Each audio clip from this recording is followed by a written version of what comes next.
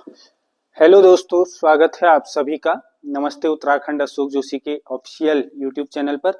दोस्तों, Indian polity हमारा चल रहा है और इंडियन पॉलिटी में इंडियन कॉन्स्टिट्यूशन और इंडियन कॉन्स्टिट्यूशन का निर्माण, इंडियन कॉन्स्टिट्यूशन के जो सोर्सेस है, स्रोत के बारे में हमने पढ़ा।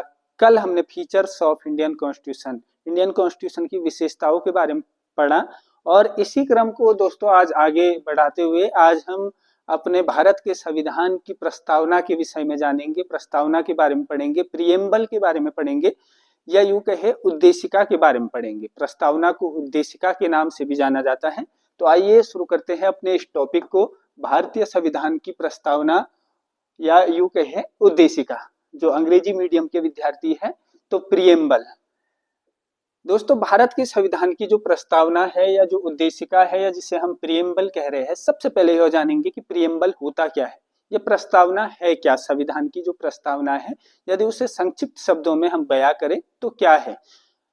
साथियों, प्रस्तावना से जो तात्पर्य है वह संविधान के सार से है, या यूं कहे संविधान की जो पूरी भूमिका है या परिचय है, वही हमारी जो है प्रस्तावना है। तो हम कह सकते हैं कि जो प्रस्तावना है वह भारतीय संविधान की भूमिका या भारतीय संविधान का सार, परिचय ही हमारे संविधान की प्रस्तावना है, जिसमें हमारे भारतीय संविधान के मूल आदर्श निहित है। तो प्रस्तावना में हमें अपने संविधान के क्या दिखते हैं, मूल आदर्श। जो हमारे भारतीय संविधान के मूल आदर्श है वह हमारे संविधान की प्रस्तावना में निहित है, और पूरे संविधान का जो सार है, जो परिचय है, वह हमारी प्रस्तावना कहलाती है। यदि हम बात करें कि जो प्रस्तावना है, तो प्रस्तावना का विचार भारतीय संविधान में, भारत में आया कहां से, तो जो यह विचार है यह अमेरिका से, अमेरिका के संविधान से, अमेरिका से प्रस्तावना का विचार दोस्तों भारतीय संविधान में अमेरिका से जो है लिया गया है, और कॉन्सेप्ट। और जो हमारी प्रस्तावना है, इसकी जो भाषा है वह ऑस्ट्रेलिया से ली गई है। तो भारतीय संविधान की जो प्रस्तावना है उसकी जो भाषा हमारी ऑस्ट्रेलिया से ली गई है, और जो है प्रस्तावना का जो ये कॉन्सेप्ट है यह हमारा अमेरिका से अपनाया गया है। 13 दिसंबर वर्ष 1946 को संविधान सभा की तीसरी बैठक होती है, और इसमें पंडित जवाहरलाल नेहरू जी के द्वारा उद्देश्य प्रस्ताव रखा जाता है, जिससे संविधान सभा ने 22 जनवरी वर्ष 1947 को स्वीकार किया। और पंडित नेहरू द्वारा पेश किए गए इसी उद्देश्य प्रस्ताव को जब हमारा संविधान अंगीकृत किया जाता है, तो इसी उद्देश्य प्रस्ताव को जो है प्रस्तावना के रूप में अपनाया गया। और हमारा जो प्रस्तावना है, इस प्रकार हम कह सकते हैं कि जो संविधान की प्रस्तावना है वह पंडित नेहरू द्वारा पेश किए गए उद्देश्य प्रस्ताव पर आधारित है। इसीलिए हम संविधान की प्रस्तावना को उद्देशिका भी कहते हैं। तो दोस्तों, देख सकते हैं आप उद्देश्य प्रस्ताव, और इसी उद्देश्य प्रस्ताव पर जो है हमारे संविधान की जो प्रस्तावना है वह आधारित है। और जो प्रस्तावना का ये कॉन्सेप्ट है वह किस देश से लिया गया है, तो अमेरिका से, और इसकी जो भाषा है ऑस्ट्रेलिया से। आगे हम बढ़ेंगे कि जो प्रस्तावना है, जैसे कि मैंने आपको बताया कि जो विचार है अमेरिका से और जो भाषा है वह ऑस्ट्रेलिया से ली गई है। और प्रस्तावना की जो विषय वस्तु जो शुरू होती है कि हम भारत के लोग, भारत को एक प्रभुत्व संपन्न, समाजवादी, पंथ निरपेक्ष, और जो अंतिम जो विषय वस्तु जो समाप्त होती है कि आज दिनांक 26 नवंबर 1949 को जो है अंगीकृत और पारित करते हैं। तो इस प्रकार से विषय वस्तु आप देख सकते हैं, लेकिन इस विषय वस्तु के जो मूल तत्व है, जो मूल आदर्श है, उन पर हम आगे चर्चा करेंगे। तो देख सकते हैं आप कि प्रस्तावना के मूल तत्व, और काफी इंपॉर्टेंट है दोस्तों एग्जाम की दृष्टि से प्रस्तावना के मूल तत्व। तो जो हमारे संविधान की प्रस्तावना के मूल तत्व है, उसमें सबसे पहले संविधान की शक्ति, अर्थात संविधान की शक्ति किसमें निहित है। तो हमारी जो प्रस्तावना शुरू होती है, हम भारत के लोग, we the people of India. तो जो है हम भारत के लोगों में, भारत की जनता में जो है संविधान की शक्ति निहित है।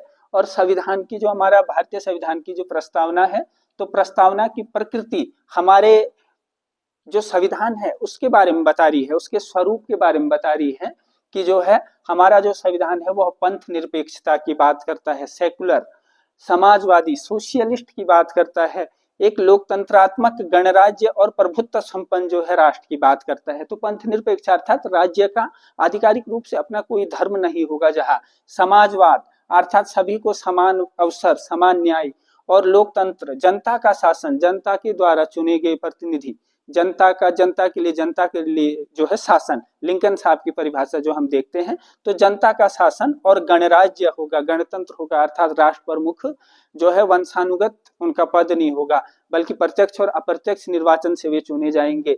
और जो है प्रभुत्व संपन्न, आंतरिक और बाह्य मामलों में हम स्वतंत्र है अपने निर्णय लेने के लिए। तो यह हमारे जो है संविधान की प्रकृति को बताता है, जो प्रस्तावना में जो निहित यह मूल तत्व है। आगे हम देखेंगे कि प्रस्तावना में जो उद्देश्य है, कि क्या हमारे भारतीय संविधान के उद्देश्य है, क्या पर्पज है। तो न्याय, और कितने प्रकार का न्याय, देश के प्रत्येक जो है नागरिक को, देश के जो है प्रत्येक सिटीजन को सामाजिक, राजनीतिक और आर्थिक न्याय। तो 3 प्रकार के न्याय की बात की गई है, सामाजिक, राजनीतिक और आर्थिक न्याय। साथ ही साथ स्वतंत्रता कि जो है प्रत्येक व्यक्ति स्वतंत्र है अपनी अभिव्यक्ति के लिए, व्यापार के लिए, वाणिज्य के लिए। समता, समानता, इक्वलिटी की बात की गई है। और इन सब में व्यक्ति की गरिमा कि जो है व्यक्ति की डिग्निटी और एकता और अखंडता की बात की गई है। हम कहते हैं कि हमारा जो भारत है वह विविधता में एकता का देश है। तो उसी उद्देश्य को जो है बयां कर रहा है हमारे संविधान की जो प्रस्तावना है और इस प्रस्तावना के जो मूल आदर्श है। तो ये हमने याद रखना है कि जो है प्रस्तावना में जो संविधान की प्रकृति है, वह प्रकृति में जो हम किन किन शब्दों में देखते हैं जो हमारे संविधान के स्वरूप को बताते हैं, तो ये वो मुख्य शब्द है जो 5 शब्द मैंने लिखे हुए हैं। और क्या उद्देश्य है, न्याय। और कितने प्रकार के न्याय, 3, सामाजिक, राजनीतिक और आर्थिक न्याय की बात की गई है। दोस्तों आगे हम बढ़ेंगे अपने संविधान की प्रस्तावना के मूल तत्व से आगे। तो इस जो प्रस्तावना है, इस प्रस्तावना के महत्व को कुछ विचारकों ने अपने शब्दों से पिरोया है, अपने शब्दों से उन्होंने व्याख्यात किया है। जैसे एक नाम आता है N.A. पालकीवाला। तो N.A. पालकीवाला जी ने संविधान की प्रस्तावना को कहा है कि जो है भारतीय संविधान की प्रस्तावना संविधान का परिचय पत्र है, अर्थात संविधान का परिचय पत्र कहा है प्रस्तावना को। किसने, पालकीवाला जी ने। अगला नाम आता है ठाकुरदास भार्गव। ठाकुरदास भार्गव जी ने संविधान की आत्मा कहा है। जो हमारे संविधान की प्रस्तावना है, तो प्रस्तावना को आत्मा किसने कहा है, ठाकुरदास भार्गव जी ने।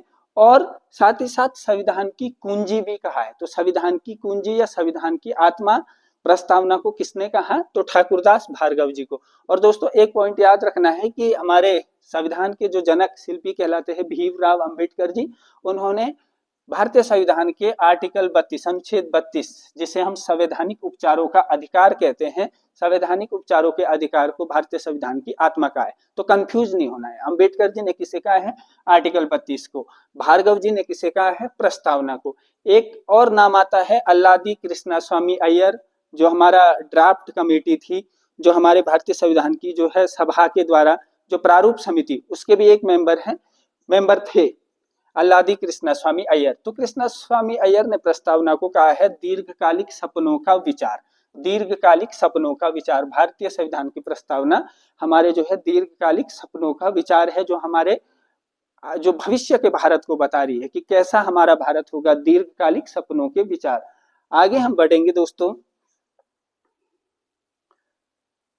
संविधान की प्रस्तावना एक भाग के रूप में, यह शुरुआत में बड़ा विवाद इस पर रहा, और विवाद यह रहा कि क्या जो हमारी प्रस्तावना है वह प्रस्तावना संविधान का एक अंग है या नहीं है, या भाग है या नहीं है। और इस संबंध में 2 वाद बड़े प्रमुख है।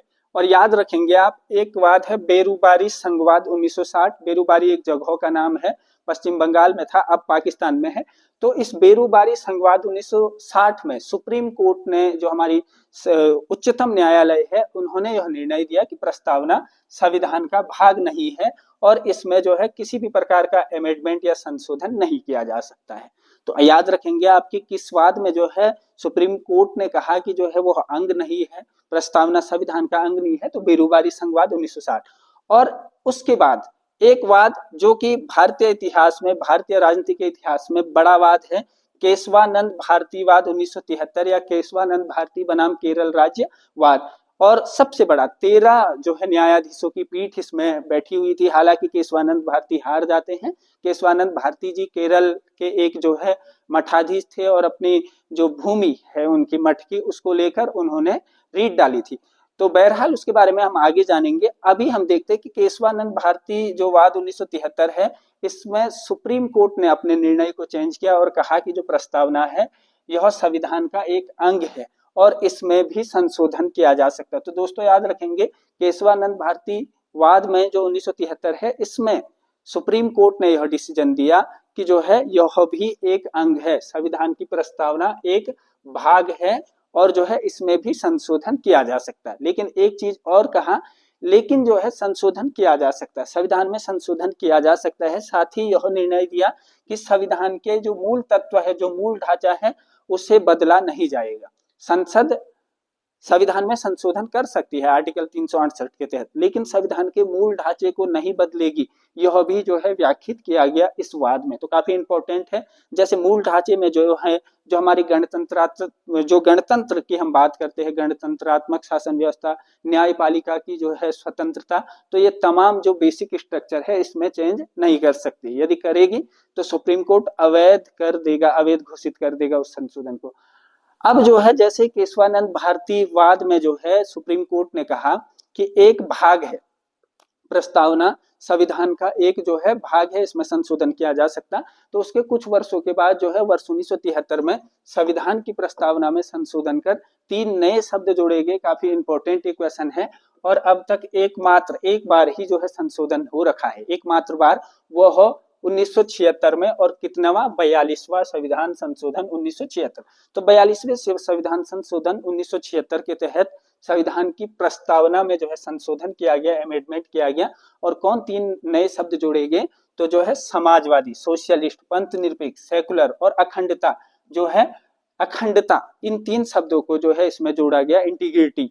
तो ये 3 शब्द जो है 42वां कॉन्स्टिट्यूशन अमेंडमेंट इन 1976, और इसके तहत 3 शब्द प्रस्तावना में, समाजवादी, पंथ निरपेक्ष और अखंडता। तो और जैसे कि मैंने अभी आपको बताया कि अब तक मात्र एक बार संशोधन किया गया। तो दोस्तों यह था प्रीएम्बल संविधान की प्रस्तावना के बारे में। और आज के लिए इतना ही। इसी प्रकार की वीडियोज के लिए आप चैनल पर बने रहें और चैनल को सब्सक्राइब भी कीजिएगा। धन्यवाद।